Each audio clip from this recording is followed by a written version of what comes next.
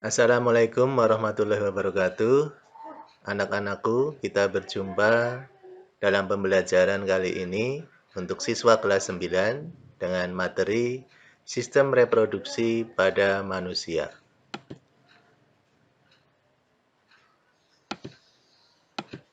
Kompetensi dasar menghubungkan sistem reproduksi pada manusia dan gangguan pada sistem reproduksi dengan penerapan pola hidup yang menunjang kesehatan reproduksi. Menyajikan hasil penelusuran informasi dari berbagai sumber terkait kesehatan dan upaya pencegahan gangguan pada organ reproduksi.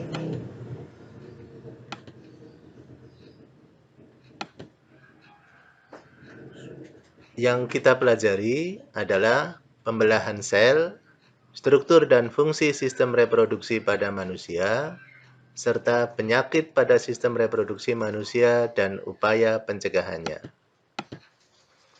Pembelahan sel, pembelahan mitosis, dan pembelahan meiosis.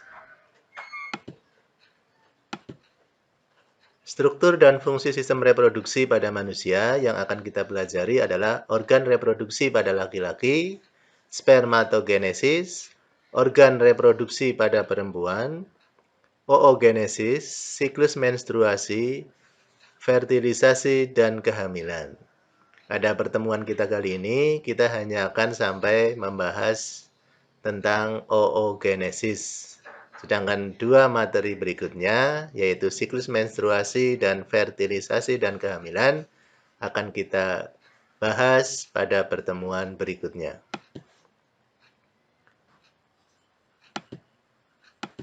Penyakit pada sistem reproduksi manusia dan upaya pencegahannya yang kita pelajari adalah penyakit pada sistem reproduksi manusia, upaya pencegahan penyakit pada sistem reproduksi manusia. Mari kita pelajari satu persatu. Pembelahan sel. Mengapa sel mengalami pembelahan? Ada 3 hal. Yang pertama, untuk pertumbuhan, baik perbanyakan sel maupun penambahan ukuran. Kemudian untuk perbaikan, yaitu untuk memperbaiki sel-sel yang rusak. Kemudian yang ketiga, untuk reproduksi.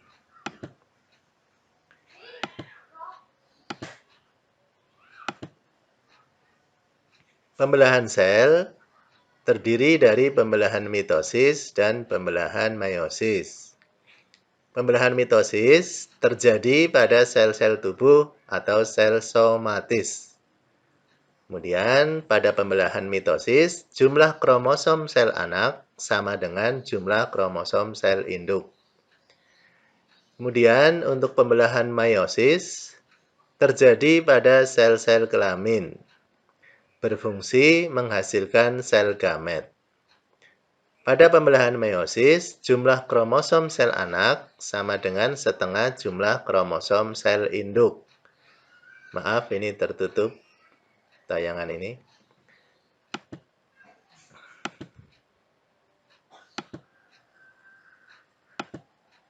Pembelahan mitosis menghasilkan dua sel anakan yang mempunyai karakter identik atau sama secara genetik dengan sel induk.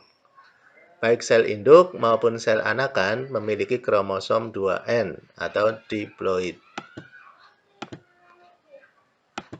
Fase pembelahan mitosis. Pembelahan mitosis terdiri dari 4 fase, yaitu profase, metafase, anafase, dan telofase. Mari kita bahas satu persatu. Profase, kromosom sudah mengganda, kemudian memadat. Membran inti mulai rusak menjadi bagian-bagian kecil. Metafase, kromosom berjajar pada bidang pembelahan. Anafase, kromosom bergerak menuju kutub yang berlawanan. Pada akhir anafase, kedua kutub sel memiliki kromosom yang jumlahnya sama. Telofase, membran inti mulai kembali bergabung. Terbentuk dua sel anakan yang bersifat diploid.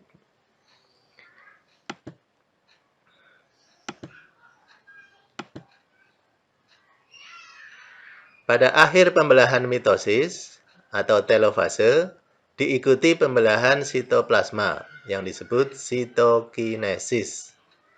Kemudian terbentuk cincin pembelahan berfungsi membagi sitoplasma membentuk dua sel anakan. Maaf, ini juga tertutup.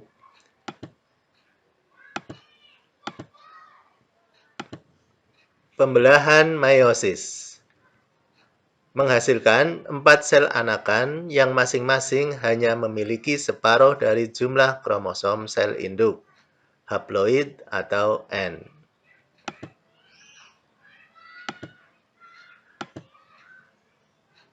Pembelahan meiosis terdiri dari dua fase, yaitu meiosis 1 dan meiosis 2.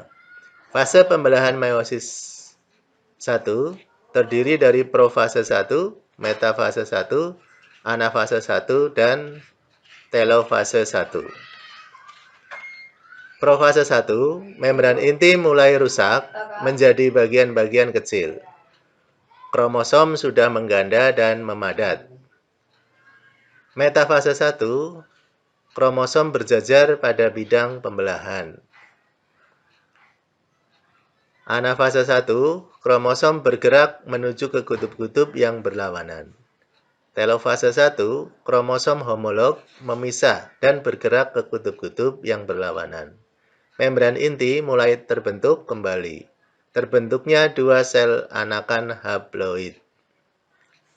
Jadi sampai sini untuk meiosis 1.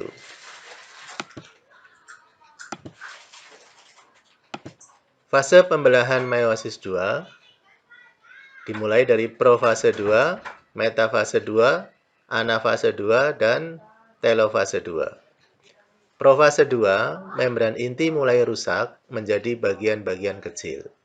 Metafase 2, kromosom berjajar pada bidang pembelahan. Anafase 2, kromosom bergerak menuju ke kutub-kutub yang berlawanan. Telofase 2, membran inti terbentuk kembali. Terbentuk 4 sel anakan yang bersifat haploid. Jadi sampai sini pembelahan meiosis 2. Pembelahan meiosis disebut juga pembelahan reduksi. Dengan jumlah kromosom yang dimiliki sel anakan adalah N atau haploid.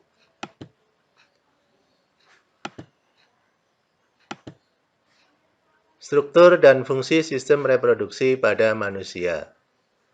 Yang akan kita pelajari, organ reproduksi pada laki-laki, spermatogenesis, organ reproduksi pada perempuan, oogenesis, siklus menstruasi, fertilisasi, dan kehamilan. Yang akan kita pelajari sampai oogenesis. Materi yang sesudahnya akan kita pelajari pada pertemuan berikutnya. Organ reproduksi pada laki-laki terdiri dari alat reproduksi luar, yaitu penis dan skrotum, dan alat reproduksi dalam, yaitu testis, saluran sperma, dan kelenjar reproduksi. Saluran sperma terdiri dari epididymis, vas deferens, uretra. Kelenjar reproduksi terdiri dari vesicula seminalis, kelenjar prostat, dan kelenjar Cowperry. Mari kita lihat satu-satu. Penis dan skrotum, ini penis, kemudian ini adalah skrotum. Kemudian testis di sini, saluran sperma terdiri dari epididymis, ini vas deferens, ini vas deferens. Kemudian uretra di sini. Kelenjar reproduksi terdiri dari vesicula seminalis di sini, vesicula seminalis.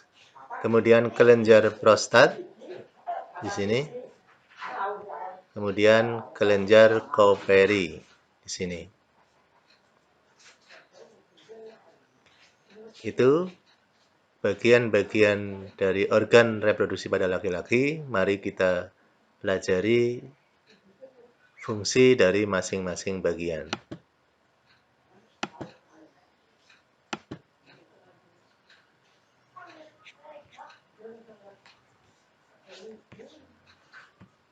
Penis, bagian luar organ reproduksi laki-laki, berfungsi sebagai saluran kencing dan saluran sperma.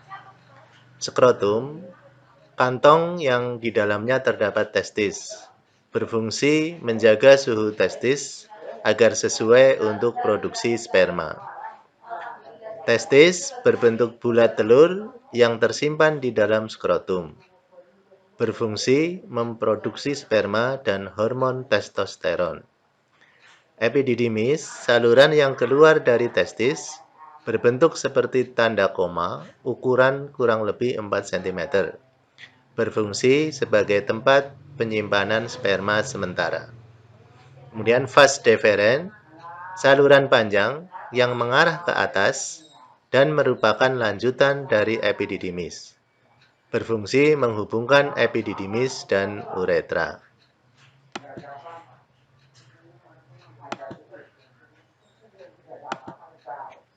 Uretra, saluran yang terdapat dalam penis, merupakan akhir dari saluran reproduksi. Berfungsi sebagai saluran keluarnya sperma dan urin. Vesicula seminalis, bagian yang berbentuk seperti kantong kecil, kurang lebih berukuran 5 cm, terletak di belakang kantong kemih. Berfungsi menghasilkan zat-zat yang diperlukan untuk perkembangan sperma. Kelenjar prostat, bagian yang berbentuk seperti kue donat yang terletak di bawah kantong kemih. Berfungsi menghasilkan cairan yang bersifat asam. Kelenjar Cowperry, bagian seperti kacang, terletak di bawah kelenjar prostat. Berfungsi menghasilkan lendir dan cairan bersifat basah.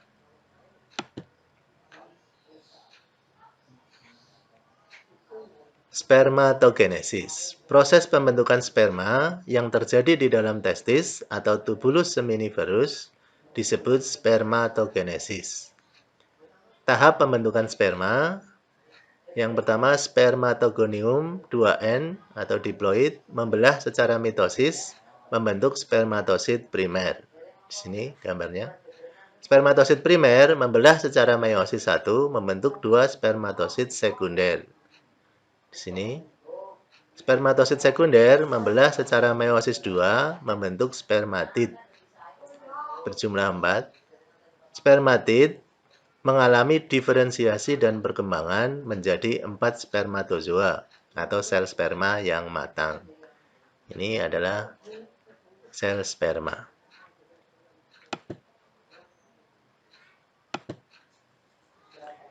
Kita lanjutkan, organ reproduksi pada perempuan. Terdiri dari alat reproduksi luar, terdiri dari vulva dan labium. Alat reproduksi dalam, terdiri dari ovarium dan saluran reproduksi. Saluran reproduksi terdiri dari saluran telur, disebut juga tuba Fallopi, disebut juga oviduct. Rahim, disebut juga uterus, dan vagina. Di saluran telur terdapat infundibulum dan fimbriae. Mari kita lihat satu-satu. Di sini untuk organ reproduksi luar, ini berada di luar. Kemudian ovarium, ini yang disebut ovarium ada 2 di kanan dan di kiri. Kemudian ada tuba Fallopi di sini. Rahim, di sini rahim atau uterus. Kemudian endometrium di sini. Kemudian ada cervix di sini. Kemudian ada vagina. Kemudian di sini ada infundibulum. Kemudian di sini ada fimbriae atau seperti jari-jari ya.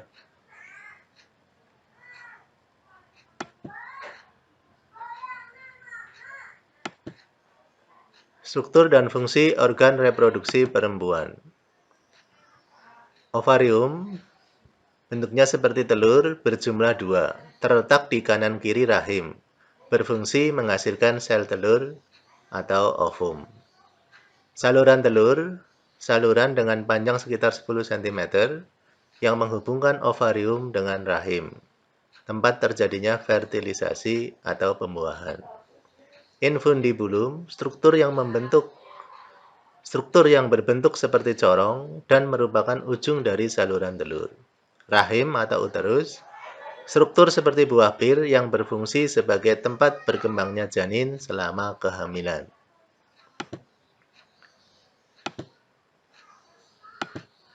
Endometrium, lapisan yang membatasi rongga rahim dan meluruh saat menstruasi.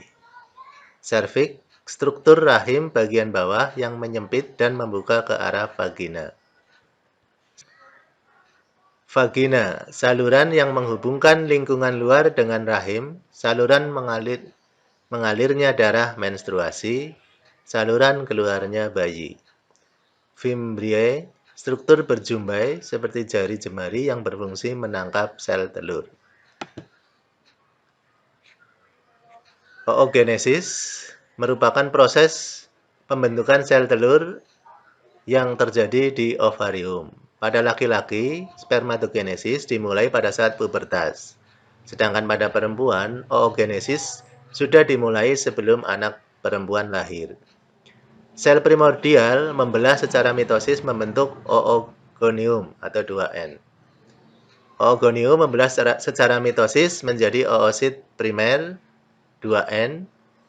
Ini terjadi pada waktu anak perempuan masih dalam kandungan. Jadi di sini oogonium mitosis menjadi oosit primer. Ini pada saat kandungan. Kemudian pada saat pubertas dilanjutkan, oosit primer membelah meiosis 1 membentuk satu oosit sekunder dan satu polosit. Ini oosit sekunder, ini polosit atau polar body primer. Polar body primer. Kemudian polosit membelah meiosis 2 membentuk dua polosit. Sini. Oosit sekunder membelah meiosis 2 membentuk satu ootit dan satu polosit. Kemudian ootit berdiferensiasi membentuk satu ovum. Pada akhir oogenesis, satu oogonium menghasilkan satu sel telur dan 3 polosit atau polar body. Berbeda dengan spermatogenesis menghasilkan 4 sel sperma atau 4 spermatozoa. Demikian anak-anakku sekalian, pembelajaran kita pada pertemuan kali ini.